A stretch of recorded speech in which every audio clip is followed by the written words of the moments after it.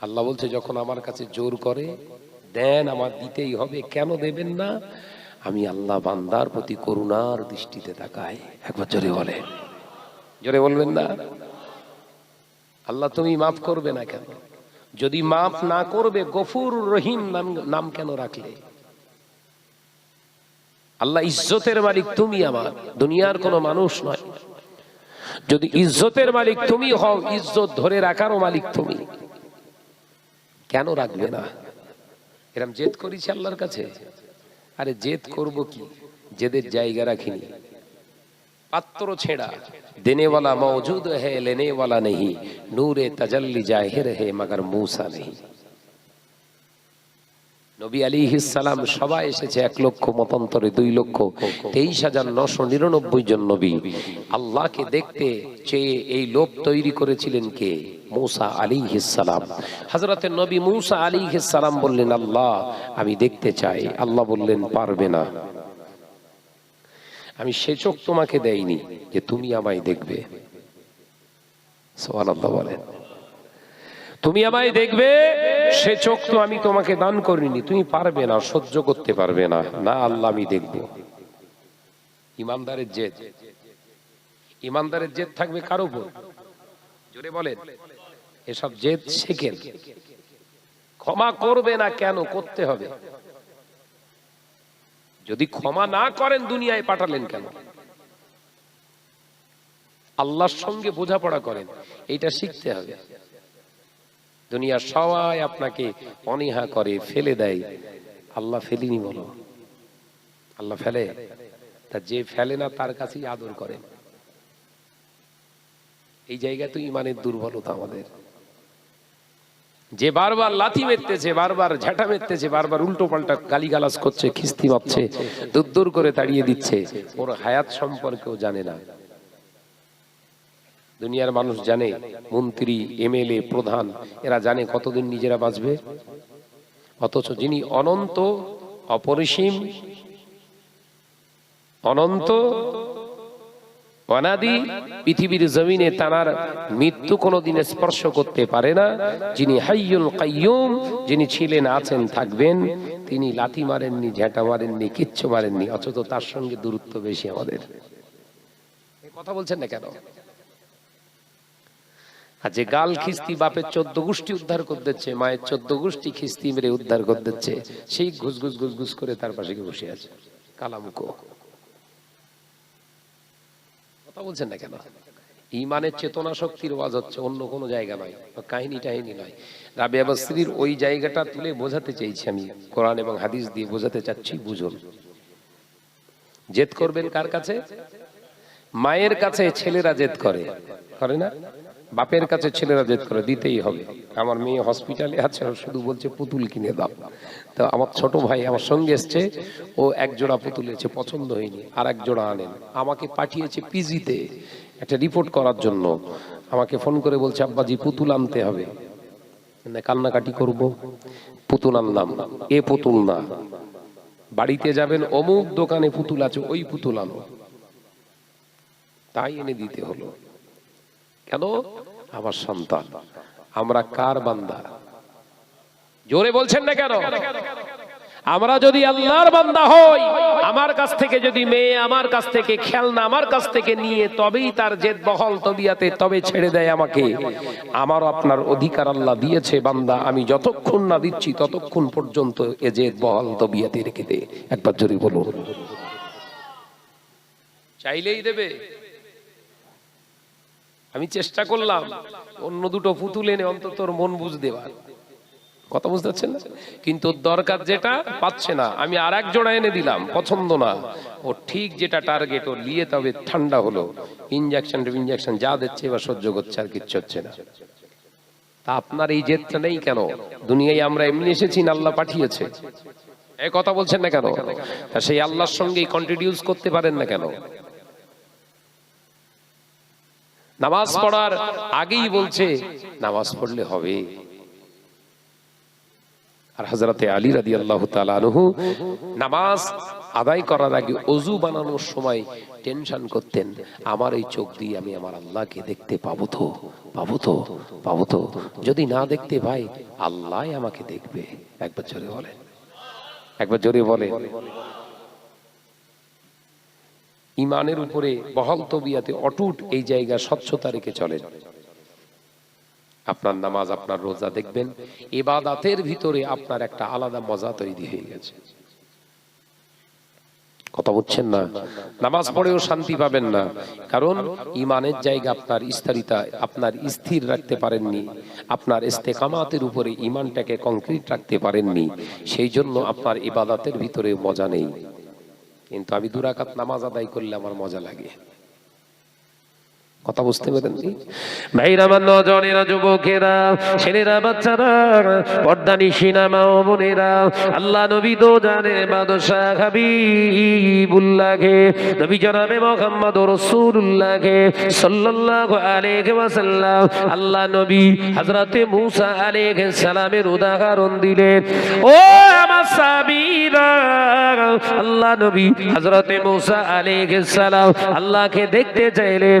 আমার আল্লাহ বললেন, এ নবী মূসা, আমি আল্লাহ পাক বলছি যে চোখটা তোমার আছে ওই চোখ দিয়ে আমি আল্লাহ আমায় তুমি দেখতে পাবে না, সে ক্ষমতা তোমার নাই। হযরতে মূসা আলাইহিস সালাম জেদ ধরে বসলেন, আল্লাহ দেখবো, আল্লাহ আমি দেখতে চাই, আমার প্রভু আমার রবকে আমি দেখতে চাই, এটাই হলো আমার জেদ। আল্লাহ পাক বললেন, ঠিক আছে ও নবী মূসা রে, ওরে আমার কালিম, আমি আল্লাহ পাক তোমাকে বলছি আমাকে দেখবে পরে, আগে আমার 70,000 নূরের পর্দা থেকে একটুখানি নূরের ঝলকানিটা সহ্য করতে পারো কিনা দেখো।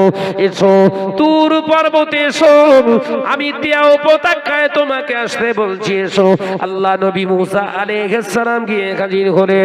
হযরতে মূসা আলাইহিস সালাম তিয়া উপত্যকায়, তুর পর্বতের তিয়া উপত্যকাতে যখন হুজুরের নারায়ণ শরীফ জুতো নিয়ে উঠতে চাইলে আল্লাহ তাআলা আওয়াজ দিয়ে বললেন, নবী মূসা, আমি তোমাকে আসতে বলেছি, তোমার জুতোকে নয়। একবার জোরে বলেন, একবার জোরে বলেন। আমি তোমাকে আসতে বলেছি, তোমার জুতো না। জুতো খোলো।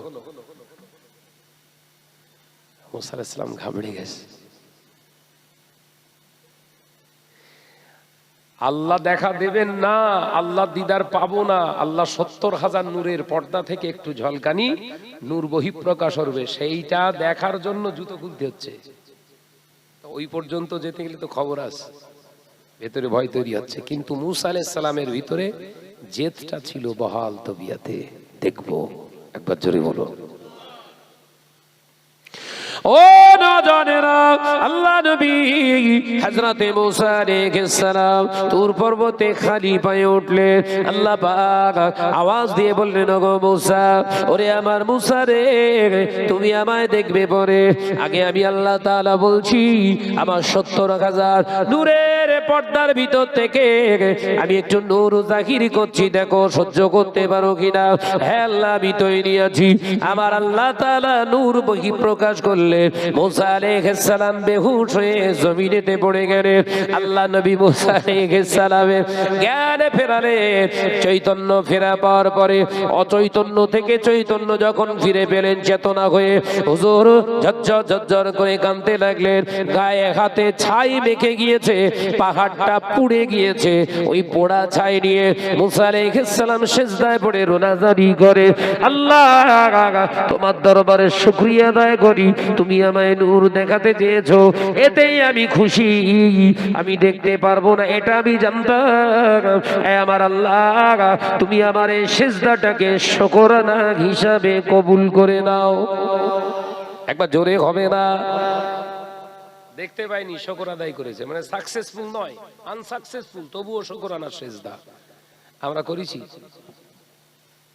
সাকসেসফুল হয়ে গেছি। যেই কমপ্লিট সেই বলছে বহু পরিশ্রম করার পরে তবে হয়েছে, বলো আল্লাহ উঠ। এই কথা বলছেন না কেন? এই চিন্তা, এই কথাবার্তা বেঈমানির দিকে যাচ্ছে। ইমানে চেতনাবোধ শক্তি ফিরিয়ে আনার জন্য কথাগুলো বলছি, মাথায় ঢুকছে নাকি? আপনার কথার দ্বারা আপনার কর্ম পরে, আপনি যে কথাটা বলছেন ওই কথাটার ভিতর দিয়ে আপনি বেঈমান হয়ে যাচ্ছেন, তার সিমটম গুলো বলছি। ইমানদারের বড় একটি লক্ষণ হলো সে কামিয়াবি হোক চাই না হোক আল্লাহ শুকরানা আদায় করবে। একবার জোরে বলুন। ওই জন্য রাসূলুল্লাহর একটি আবু দাউদ শরীফের ভিতরে হাদিস পড়েছি, রাসূল বিশ্বনবী সরকারে দো আলম বলেছেন, উনজুরু, এই তোমরা তাকাও সাহাবীরা, উনজুরু ইলা মুআল্লিমুন কালবুন, ওই যে প্রশিক্ষণ প্রাপ্ত কুকুর দেখতে পাও, ওই কুকুরটার দিকে তাকাও। ওই পোষা কুকুরের ভিতরে 5টা স্বভাব আছে। আমি রাসূলুল্লাহ বলছি, ওই 5টা স্বভাব যার ভিতরে প্রতিষ্ঠিত করতে পারবে, লা হিসাবা ফাদখুলুল জান্নাহ, বিনা হিসাবে আল্লাহর রহমতের জান্নাতের হকদার হয়ে যাবে। একবার জোরে বলেন, কুকুর পাক না না পাক? জোরে বলেন, না পাক। কিরকম না পাক? কুকুর যদি আপনার ভিটেতে বসবাস করে, আল্লাহর রহমতের ফেরেশতা টোটাল আসা বন্ধ। ওই জন্য মিশকাতুল মাসাহাবি এবং মুসলিম শরীফের একটি হাদিস এসেছে, মিশকাতুল মাসাহাবির ভিতরে হাদিসটি পড়ানো হয়, যদি কোনো মুসলমান কুকুর পোষে, কুকুর পুষতে চায়, রাসূলুল্লাহ বললেন পুষতে পারে, তবে যদি গাঁটিতে বল থাকে, গাঁটেতে বল যদি থাকে। কিরকম? যিনি কুকুর পুষবেন ক্ষেত খামার কিংবা ঘর পাহারা দেওয়ার জন্য পুষতে পারে, কিন্তু তাকে খেয়াল রাখতে হবে প্রতিদিন একদিন, প্রত্যেকটা দিনে 2 কাতরা পরিমাণে তার নেক আমল থেকে নেকি কেটে নেওয়া হবে। রাসূলুল্লাহ বললেন এক একটা কাতরা হলো উহুদ পাহাড়ের সমান। কথা বুঝতে পারেননি? নবী বললেন ক্ষেত খামার পাহারা দেওয়ার জন্য কুকুর পুষতে পারো, ইল্লা শর্তুন, শর্ত হলো কি, নেকি যদি খাওয়ানোর ইচ্ছা থাকে তবে পোষো। উদাহরণ দিলেন নবী, 2 কাতরা পরিমাণে প্রত্যেক দিন, মানে একদিন 2 কাতরা। এক একটা কাতরা কতটা? উহুদ পাহাড়টা কতটা জানেন? আমি নিজে ঘুরে এসেছি তো, দেখে এসেছি। আল্লাহ চাইলে আবারও যাব, এ বছরে হজ পাকে যাব, নিয়ত আছে, দোয়া করেন আল্লাহ সকলের হজকে যেন কবুল করেন, বলুন আমিন। 13 কিলোমিটার এরিয়া উহুদ পাহাড়টা। কতটা এরিয়া? 13 কিমি এরিয়া নিয়ে আছে। তাহলে 2 কাতরা মানে 26 কিলোমিটার নেকি কাটবে। কটা করো জিবাব? কুকুর পুষো, ও তো কুকুরই সব শেষ করে দেবে এরা। এই কথা বলছেন না কেন? বিশ্বনবী সরকার দো আলম হুজুর পাক সাল্লাল্লাহু আলাইহি ওয়াসাল্লাম নবী আমার পাক জবানে দাঁড়িয়ে দিয়ে গেলেন, 1 নম্বর হলো কুকুরের পোষা কুকুরের দিকে তাকাও। উনজুরু ইলা মুআল্লিম কালবুন, ও বাবা সাহাবীরা, প্রশিক্ষণ প্রাপ্ত কুকুরের দিকে লক্ষ্য করে দেখো। কুকুর যখন খাওয়া দাওয়া করে, কুকুরের খাওয়া দাওয়া তোমরা খেয়াল করে দেখো। কুকুরকে পোষা কুকুরকে খাড়া দিলে ও কখনো পেট ভর্তি করে খানা খায় না। 2 নম্বর, যতটুকু খানা খায় পরিষ্কার পরিচ্ছন্ন করে খায়, এলোমেলো অবস্থায় কখনো খানা খেয়ে রেখে দেয় না। কুকুর যে পাত্রে খানা খায় ওই পাত্রটা বারে বারে চেটে খায়। জোরে বলুন সুবহানাল্লাহ। এই কুকুরের খানা দেখেছেন? একটা পিয়ালা পাত্রে আপনি খাবার দেবেন, ও খেলো, খাওয়ার পর চলে আসে না, ওই পাত্রটা বারবার চাটে, ওই পাত্রটা বারবার চাটতে থাকে। আল্লাহ নবী দো জানের বাদশাহ হাবিবুল্লাহকে, নবী জনাবে মুহাম্মদুর রাসূলুল্লাহকে সাল্লাল্লাহু আলাইহি ওয়াসাল্লাম পাক জবানে জানিয়ে দিলেন, ও আমার সাহাবীরা, আমি রাসূলুল্লাহ জানিয়ে দিলাম যে মুসলমানটা প্রকৃত মুত্তাকিন মুমিন হবে, ও খানা পিনা করার সময় ওর পেটটাকে 3টি ভাগে বিভক্ত করবে। ও আমার সাহাবীরা, আমি রাসূলুল্লাহ জানিয়ে দিলাম, একটা ভাগ সে খাবার দিয়ে পূর্ণ করবে, একটা ভাগ পানি দিয়ে পূর্ণ করবে, আর একটা ভাগ খালি রেখে দেবে। শুধু তাই নয়, খানা খাওয়ার সাথে সাথে পরিষ্কার পরিচ্ছন্ন করে খানা খাবে, কারণ আল্লাহ কোরআনে জানিয়ে দিলেন, বিসমিল্লাহির রহমানির রহিম, ইন্নাল মুবাজ্জিরিনা কানু ইখওয়ানাশ শায়াতিন, নিশ্চয় যারা অপচয় নষ্ট করে এরা মানুষ না, এরা মাওলানা না, আলেম না, এরা হুজুর না, কাজী সাহেব নয়। আমি আল্লাহ পাক জানিয়ে দিলাম এদের আসল পরিচয় হলো শয়তানের ভাই। ওয়াজ ঢুকতেছ তো মাথায়। খানা খাওয়ার সময় অনেকেই আমরা দেখি ভাত পড়ে রয়েছে, থাকি যা, পরের মাল তো দরিয়ামে ঢাল। কিন্তু মার খাবেও যে দিয়েছে সে না বলে। ওই হুজুরিপনা করতে গিয়ে দু চারটে ভাত পড়ে তো গেল মাদ্রাসার গেল তো আমার বাপের। রাসূলুল্লাহ বলছে না, স্বয়ং আল্লাহ বলছে এ মার খাবে। অপচয় যারা নষ্ট করে এরা আলেম নয়, মানুষ নয়, এদের আসল পরিচয় হলো এরা ইবলিসের ভাই। এই হিসাবেই তো সব হুজুর খেজুর আমরা সব এমনি মার খাবার। এরা এই কথা বলছেন না কেন? অপচয় হচ্ছে না আমাদের দ্বারা। গাবলা খানিক তামাক ছুড়ে দিলুম, পাস করতে করতে খানিকটা তামাক মেরে দিলুম, মতিয়ার তামাক। খানিকক্ষণ পরে সেই মাল আবার ফেলে দিচ্ছি। ওটা এমনি এসেছিল ওটা টাকা দিয়ে। কথা বলে না, চুপ করে থাকলে হবে না। টাকা দিয়ে হলো তো। তামাকের ভিতরে 1% উপকার আছে। 1 মাল খাচ্ছেন কেন? উদাহরণ দেয় কিছু কিছু মানুষ, অমুক হুজুর খেতেন, অমুক হুজুর শুধু খেতেন না, অমুক হুজুর খেতেন আর মক্কা শরীফে যে জুম্মা পড়তেন। আপনি পড়েন তো? কথাটা ভুল বকতিস না, ঠিক জোরে বলেন না। নহুজুর পীর কেবলা রাহমাতুল্লাহ আলাইহি থুরু দেয়। নহুজুর পীর কেবলা দামি জর্দা খেতেন, খুব খুশবুদার। তো মুজাদ্দিদুজ্জামান এক সময় নহুজুর পীর কেবলা ডাকতেন ফতুন বলে। নহুজুর পীর কেবলাকে কি বলে ডাকতেন? ফতুন। তো হুজুর কেবলা একদিন দেখলেন নহুজুর পীর কেবলা পানের সঙ্গে জর্দা খাচ্ছে। সুগন্ধ পেয়েই দাদা হুজুর পীর, বাবা নাজমুস সাহাদা, ফতুনের দিকে সরো। গেলেন, কি খাচ্ছ? আব্বাজান আমি জর্দা দিয়ে পান খাচ্ছি। খাবে না, খাবে না। আব্বাজান আমি আর খাবো না। চলে গেলেন। তার পরের রাত্রি তাহাজ্জুদের নামাজ পড়ে মুজাদ্দিদুজ্জামান স্বপ্নে দেখছেন, খৌফের ভিতরে দেখছেন বিশ্বনবী সরকারে দু আলাম বললেন, বাবা আবু বকর, আমার নাজমুস সাহাদাত যেটা খায় নেশার জন্য খায় না, ওটা খুশবুর জন্য খায়, তুমি একে নিষেধ করো না। একবার জোরে বলুন। নহুজুর পীর কেবলার এই ওয়াজটা ওনার জীবনীতে আছে। দাদা হুজুর পীর কেবলা পরের দিন ডেকে বললেন, বাবা নাজমুস সাহাদাত এই নাও পান নাও। হুজুর নিজে পান দিচ্ছে। আব্বাজান আমি পান খাবো না। না বাবা তুমি খাও, তুমি খাবে। জি না, হুজুর পীর কেবলা তারপর থেকে খেতেন, কিন্তু ইচ্ছা গেলে কন্টিনিউ নয়। উনিও বুঝতে পেরেছিলেন যে আর আজকের সমাজে আমি শাহনাজ ওয়াজ করব, এই স্টেজে বসেই মতিয়ার তামাক ছুটতেছি, আবার কোরআনের আয়াত বলছি, আবার হাদিস বলছি। আমি পাকা বিয়াদব। এই বিয়াদবের দ্বারা আপনারা সমাজ কতটা আদব ফলাবেন এই বললেই বলে শাহনাজ বিরাট উল্টো পাল্টা বলতেছ। বলো আমার গা, কথা ঠিক বলিস না ভুল বলেছি? ইমাম নবাবী রাহমাতুল্লাহ আলাইহি বর্ণনা করছে, হযরতে ইমাম বুখারী রাহমাতুল্লাহ আলাইহি, ইমাম আহমদ বিন হাম্বল রাহমাতুল্লাহ আলাইহি, এইসব মানুষ যখন হাদিস বর্ণনা করতেন, গোসল করে নিতেন, 2 রাকাত নামাজ পড়তেন, খুশবু মাখতেন, মাথায় পাগড়ি বাঁধতেন, তারপর হাদিস পরিবেশন করতেন। রাসূলের প্রতি মহব্বত, একবার জোরে বলুন। আর আমরা তামাক ছুঁড়ে মহব্বত চালাচ্ছি, কি করে হবে? সমাজ রসাতলে কেন যাচ্ছে ভালো করে ভাবতে হবে, ভালো করে ভাবতে। আমার বিরাট যুক্তি দেয় সবাই, ভাইজান আপনি এত কষ্ট করেন, গাড়ি টাড়ি চালান, একটুখানি পান টান খেতে পারেন। তো আমি ভাই আমি পারবো না, আমার পীর মেজে হুজুর খেতেন না, আমি খাবো না। কথা ঠিক বলেছেন, বলুন জোরে বলে। উনি খেতেন না, পছন্দ করতেন না, আমি পছন্দ করি না। পীরকে অনুসরণ করা মানে ওই কিছুটা মানলুম কিছুটা মানবো না, ওইরকম চাটুক দ্বারা মুরিদান আমি না।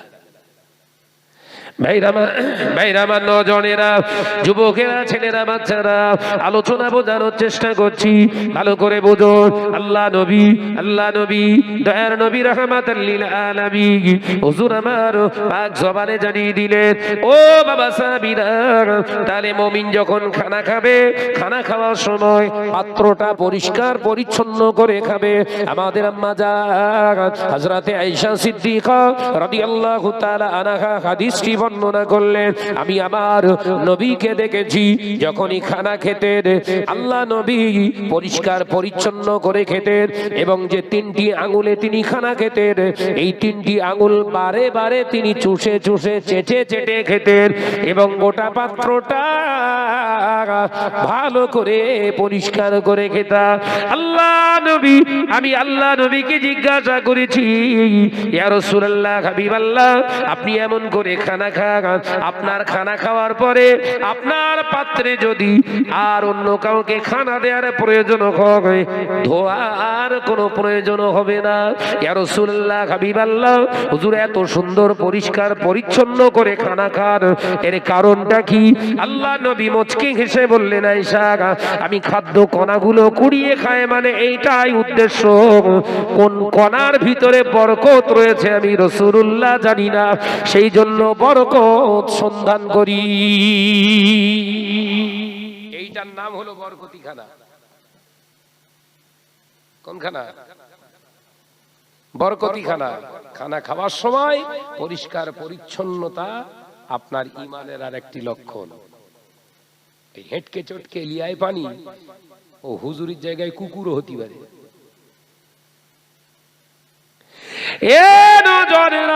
যুবকেরা, ছেলেরা, বাচ্চারা, পর্দানিশিনা মা বোনেরা, আল্লাহ নবী দেখালেন সাহাবায়ে কেরামদের, ও বাবা সাহাবীরা, 2 নম্বর কুকুরের ভিতরে, পোষা কুকুরের ভিতরে লক্ষ্য করে দেখবে বাবা সাহাবীরা, পোষা কুকুরের ভিতরে 2য় লক্ষণ তোমরা পাবে, সেই কুকুরটা মনিবের ঘরে থাকে, সারা রাত ঘুমকে হারাম করে দিয়ে মনিব আরামের সঙ্গে বিশ্রাম নেয়, অথচ মনিবের পাহারাদার কুকুরটা, প্রশিক্ষণ প্রাপ্ত কুকুরটা সারা রাত জেগে জেগে মনিবের ঘরটা পাহারা দেয়। তার কারণ হলো কুকুর জানে প্রভু আমাকে খেতে দেয়, মনিব আমাকে খেতে দেয়, তাই মনিবের পাহারা দিয়ে মনিবের সন্তুষ্ট করায় মূল আমার লক্ষ্য।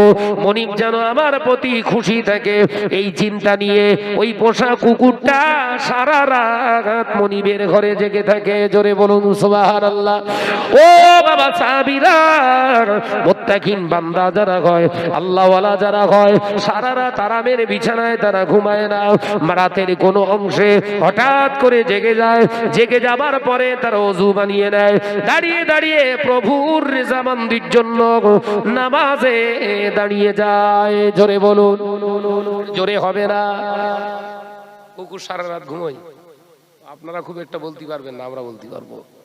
আমরা অনেকটা কুকুরের মতো ঘুরি তো রাতে, রাতে সবাই ঘুমোচ্ছে না, আমরা দৌড়চ্ছি শুধু। আমরা এক একজনের এক একটা উদ্দেশ্যে দৌড়চ্ছে, কথা বুঝতে পারছেন না? কেউ দৌড়চ্ছে অমুক জায়গায় গেলে 15 ঝাড়া যাবেন, আবার কেউ দৌড়াচ্ছে ওয়াদা করেছিলাম, ওয়াদাটা নেভাতে হবে, গিয়ে সেখানে পৌঁছাতে হবে, আমার জন্য কিছু মানুষ অপেক্ষায় আছে, তিনি কথা শুনবে, অতি দ্রুত পৌঁছাই। ও নওজওয়ানেরা, যুবকেরা, ছেলেরা, বাচ্চারা, পর্দানিশিনা মা বোনেরা, আল্লাহ নবী বললে উনজুরু ইলা মুআল্লিমুল কালবুন, ও বাবা সাহাবীরা, তোমরা লক্ষ্য করো ওই কুকুরের ভিতরে 3য় নম্বর স্বভাবটা দেখতে পাবে। পোষা কুকুর, মুআল্লিমুল কালবুন মানে প্রশিক্ষণ প্রাপ্ত কুকুর, ওই প্রশিক্ষণ প্রাপ্ত কুকুরের দিকে তোমরা লক্ষ্য করে দেখো, ওই শিক্ষিত কুকুরটার দিকে লক্ষ্য করো। 3য় নম্বর বৈশিষ্ট্যর ভিতরে দেখতে পাবে কি কি তোমরা জানো? ওই কুকুরটা সারা রাত ঘর পাহারা দিচ্ছে, হঠাৎ করে চোর দস্যু ডাকাত ওর মনিবের ঘরে যদি আক্রমণ চালায়, ওর মনিবকে ক্ষতি করার লক্ষ্যে যদি বোমা, পিস্তল বা কোনো অস্ত্র শস্ত্র নিয়ে ঝাঁপিয়ে পড়ে, ওই পোষা কুকুরটা নিজের জানকে গুটিয়ে নিয়ে পালিয়ে যায় না। তার চিন্তা থাকে মনিবের ঘর যখন পাহারা দিচ্ছি, মনিব যখন আমায় ভালোবাসে, মনিব যখন আমায় খেতে দেয়, আমার রক্ত বিন্দু দিয়েও হলেও আমার মনিবের সম্পদ সম্মান রক্ষা করা আমার কর্তব্য। পোষা কুকুর ভয়ে পালায়, ঝাঁপিয়ে পড়ে। শত্রুর হাতে না বোমা, না পিস্তল, না আপনার রিভলভার কি আছে, দূর তো থাকি যায়, ঝাঁপিয়ে পড়লো। ও বাবা সাহাবীরা, আল্লাহ ওয়ালা যারা হয়, আল্লাহর মাহবুব বান্দা যারা হয়, শুধু নামাজ আদায় করবে না, রোজা আদায় করবে না, হজ আদায় করবে না, যাকাত আদায় করবে না, অন্যায় শরীয়তের খেলাফ কাজ দেখলে তার বিরুদ্ধে আমরণ জিহাদ ঘোষণা করবে। বাবা সাহাবীরা, আমি রাসূলুল্লাহ জানিয়ে দিলাম, ইসলামের প্রতি যারা বিদ্বেষ আচরণ করে, ইসলাম কোরআনের প্রতি যারা বিদ্বেষ পোষণ করে, আল্লাহর প্রতি যারা বিতৃষ্ণা মনোভাব বহিঃপ্রকাশ করে, আল্লাহর হুকুমগুলো যারা হেলায় দোলায় ছেড়ে দেয়, এদের বিরুদ্ধে আল্লাহর মাহবুব বান্দারা সঙ্গে সঙ্গে জানকে বাজি রেখে তারা প্রোটেস্ট করতে থাকে, প্রতিবাদ করতে থাকে। তাদের সম্মান চলে যাক, তাদের সম্মান চলে যায় যাক, জান চলে যায় যাক, এ আশা তারা রাখে না। অর্থাৎ ঈমানদার মুত্তাকিন বান্দার ভিতরে এই গুণটা পাওয়া যাবে। যেমন ওই কুকুরটা জানের বিনিময়ে প্রভুর ধন সম্পদ রক্ষা করার চেষ্টা করে, আল্লাহ নামাজি বান্দা যারা হয় তারা নিজের জানকে বাজি রেখে আল্লাহ দ্বীন ইসলামের কানুনগুলো নিজের ঘর থেকে স্টার্ট করে দেন। জোরে বলুন সুবহানাল্লাহ। ও বাবা সাহাবীরা, লক্ষ্য করো, পোষা কুকুরটার ভিতরে 4 নম্বর স্বভাব তোমরা দেখতে পাবে। 4 নম্বর স্বভাবটা কি? একটা পোষা কুকুর তার মনিবের ঘরে পাহারা দিতে দিতে সারা রাত পাহারা দিচ্ছে, দিতে দিতে দিতে দিতে দেখতে পাওয়া যায় কোনো কারণে হয়তো মনিব তার প্রতি পরীক্ষা নেওয়ার জন্য মনিব হয়তো তার সব থেকে প্রিয় খাবার গোশত ভুনা করে এনে যদি তার সামনে পরিবেশন করে বলে, বাবা ও আমার পোষা কুকুর, এই গোশতের পাটিতেই এই খাবারটা তুই খাবি না। পোষা কুকুরটা চুপটি মেরে বসে থাকে। খবরদার, পছন্দনীয় খাবার হওয়ার পরে ওই খাবারটা সে দিকে তাকায় না, মুখের দিকে তাকায়, বারে বারে মনিবের মুখের দিকে তাকায়, খাবারের প্লেটের দিকে তাকায়, মনিবের মুখের দিকে তাকায়। মনিব বলে দিয়েছে খাওয়া যাবে না। সারা রাতটা দিন যদি অনাহার অবস্থাতে থাকে, মনিব তার ওই মনিবের পোষা কুকুরটা অবাধ্য হয়ে ওই প্লেটেতে কোনোদিন সে মুখ দেয় না। ও বাবা সাহাবীরা, আল্লাহর নেক বান্দা যারা হয়, আল্লাহ যেটা নিষেধ করে দিয়েছে, খবরদার মদ খাবি না, খবরদার জেনা ব্যভিচার করবি না, খবরদার মেরে কেটে খাবি না, খবরদার কারোর হক ফাঁকি দিবি না, খবরদার কারোর হক মারবি না, খবরদার মিথ্যা কথা বলবি না, খবরদার মদ খাবি না, খবরদার সুদের টাকা খাবি না, খবরদার এতিম মিসকিনের হক মেরে মুছড়ে খাবি না। আমি আল্লাহর পক্ষ থেকে তোদের জন্য হারাম করে দিয়েছি। আল্লাহর নেক বান্দা যারা হয়, এরা যদি না খেয়েও মারা যায়, অনাহার অবস্থায় দিন গুজরান করতে রাজি, হারাম স্পর্শ করতে রাজি নয়। একবার জোরে বলে, একটু জোরে বলে। আল্লাহর নেক বান্দা কারা হয়? ওই দেরাদুন চাল বড় বড় ইন্ডিয়ান গেটের বিরিয়ানি হয়েছে, ওই পনের শাদিতে দাওয়াত দিয়েছে, দাড়ি ভিজকে খাচ্ছে আর সুবহানাল্লাহ পড়তেছে, এ মাল 2 নম্বর। কথা বুঝতে পারছেন না নাকি? যেতাম না সম্মানের খাতিরে, আল্লাহর মান সম্মান কিচ্ছু ওর কাছে দাম নেই, ওর সমাজের সম্মানটা বোঝে বেশি। ওর কবরে বাস পড়বে না। এই কথা বলছেন না কেন? ও নওজোয়ানেরা, যুবকেরা, ছেলেরা, বাচ্চারা, কান খুলে শুনে কি দি আল্লাহ নবী পাক জবানে জানিয়ে দিলেন। বাবা সাহাবীরা, তোমরা লক্ষ্য করে দেখো, মুআল্লিমুল কালবু, ওই প্রশিক্ষণ প্রাপ্ত শিক্ষিত কুকুরের দিকে একবার তোমরা তাকাও, ওর ভিতরে 5 নম্বর স্বভাব তোমরা দেখতে পাবে। ওই কুকুরটাকে ওর মনিব যদি মেরে ওর একটা পা, ওর একটা ঠ্যাং যদি খোঁড়া করে দেয়, কিংবা একটা চোখ যদি কানাও করে ফেলে, ওর গলায় দড়ি দিয়ে টানতে টানতে টানতে টানতে ওই দুর্গাপুরের মোড়ে যদি সকালবেলা রেখে আসে, বাবা সাহাবীরা, ওই কুকুরটা, মনিবের ওই পোষা কুকুরটার গলায় দড়ি দিয়ে যদি দূর হয়ে যা বলতে বলতে ওকে যদি রাস্তায় রেখে আছে, সকালবেলা বিকাল হতে না হতে মনিবের ঠিক ঘরের দরওয়াজার কাছে এসে দাঁড়িয়ে থাকে। মনিব যখন ঘরের দরওয়াজা খুলে দেয়। মনিবের চেহারার দিকে তাকিয়ে ওই পোষা কুকুরটা বারে বারে জখম অবস্থায় ওর পিছনের ল্যাজটাকে নাড়া দেয় আর জিহ্বাটাকে বার করে। এটাই বোঝাতে চায় মনি তুমি আমার যত্ন করো, খেতে দাও। মারারও অধিকার তোমার আছে, পরীক্ষা করার অধিকার তোমারও আছে। তাই তুমি শত কষ্ট যন্ত্রণা দিয়ে ঘর থেকে বের করে দিলে, আমি তোমার পোষা কুকুর, তোমার চেহারা দেখলে আমি তোমার শুকর আদায় করি। ও বাবা সাহাবীরা, আল্লাহর মুত্তাকিন বান্দা যারা হয়, আল্লাহর প্রকৃত জান্নাতি বান্দা যারা হয়, আমার আল্লাহ তাদের রোগ ও শোক দুঃখ বালা মুসিবত দিয়ে, সন্তান দিয়ে, পৃথিবীর জমিনে বাপ মাকে তুলে নিয়ে কিংবা অসুস্থ করে দিয়ে পরীক্ষা দেয়। আমার আল্লাহ পরীক্ষা নেয় আমার বান্দা ধৈর্য কতটা ধরে, সবর কতটা ধরে।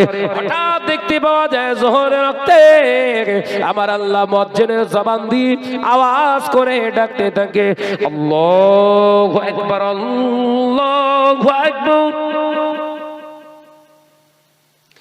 আল্লাহু আকবার, আল্লাহু আকবার। এই আজানের আওয়াজটা আল্লাহর মাহবুব জান্নাতি বান্দার কানে আসার সাথে সাথে দুনিয়ার সব ঝামেলা ভুলে গিয়ে রবের দিদারের আশায় নামাজে দাঁড়িয়ে যায়। একবার জোরে হবে, একটু জোরে হবে। কটা লক্ষণ বললাম? এতদিন জেনেছেন কুকুর না পাক, কিন্তু এই 5টা খসলত দেখেছেন? ফেলে দেওয়া যাবে? ওর ভিতরে এই 5টা যে খসলত আমি বর্ণনা করলাম, ফেলে দিতে পারবেন একটাও? ওর জন্য নবী বললেন, জান্নাতি যদি হতে চাও কুকুর হয়ে যাও। কি হতে হবে? কোন চরিত্রগুলো? সব কুকুরের যত চরিত্র বৈশিষ্ট্য আছে বেছে বেছে রাসূলুল্লাহ বললেন 5টি খামসা। এই 5টা ক্যারেক্টার চরিত্র যদি আপনার ভিতরে আমার ভিতরে প্রতিষ্ঠিত করতে পারি, লা হিসাবা ফাদখুলুল জান্নাহ, বিনা হিসাবে জান্নাত পাবেন। একবার জোরে বলুন। তাহলে মূসা আলাইহিস সালাম ভুলে যাচ্ছেন? সব ঈমানের তাকিদের উপরে কথা বলে যাচ্ছে। একটু মহাব্বতের সঙ্গে দরুদ আল্লাহুম্মা সাল্লি আলা। মাশাআল্লাহ। বাবাজির নাম কি? একটু আওয়াজ দেন না রে বাবা। মাশাআল্লাহ। আমার সোনার চাঁদ মানিক বাবাজি আমার 1000 টাকা মাদ্রাসায় নগদ দিয়ে গেলেন। তাকবীর দেন, নারায়ে তাকবীর। জোরে বলতে পারেন না নারায়ে তাকবীর? একটু আওয়াজ দেন না নারায়ে তাকবীর। হাজী সাহেব বাবাজি বলুন জিন্দাবাদ, নারায়ে তাকবীর। পৃথিবী আমার আসল ঠিকানা নয়, হৃদয়েতে একদিন খুঁজে যাবে এ সকল রঙিন পরিচয়। পৃথিবী আবার আসল ঠিকানা নয়। আল্লাহুম্মা সাল্লি আলা।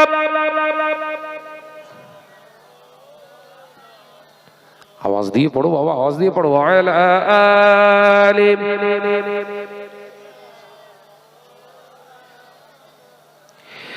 এসেছি যে দুনিয়ার বুকে একা, যেতে হবে কবরে একা। এসেছি যে দুনিয়ার বুকে একা, যেতে হবে কবরে একা। থাকবে না কেউ সেদিন সঙ্গে, আবার থাকবে না কেউ সেদিন সঙ্গে তোমার, পাবো নবীজির দেখা। জোরে হবে না? জোরে বলবেন না? আর ছিড়লে হবে না। পৃথিবী আমার আমার আসল ঠিকানা নয়। হৃদয়েতে একদিন ঘুচে যাবে এ সকল রঙিন পরিচয়, পৃথিবী আমার আসল ঠিকানা নয়। আল্লাহুম্মা সাল্লি আলা, পড়ো বাবা পড়ো, মহাব্বতের সঙ্গে পড়ো, আলা আলি।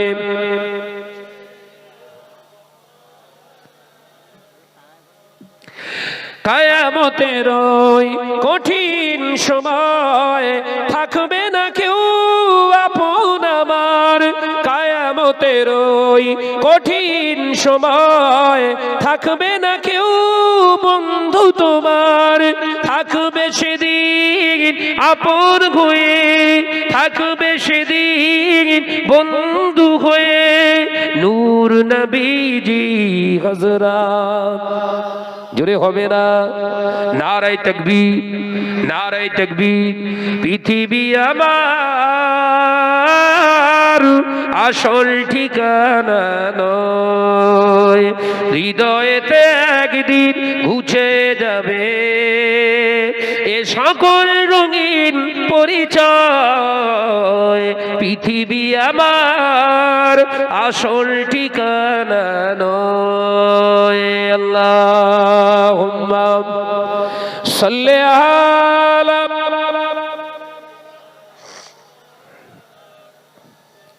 ওয়া আলা আলি।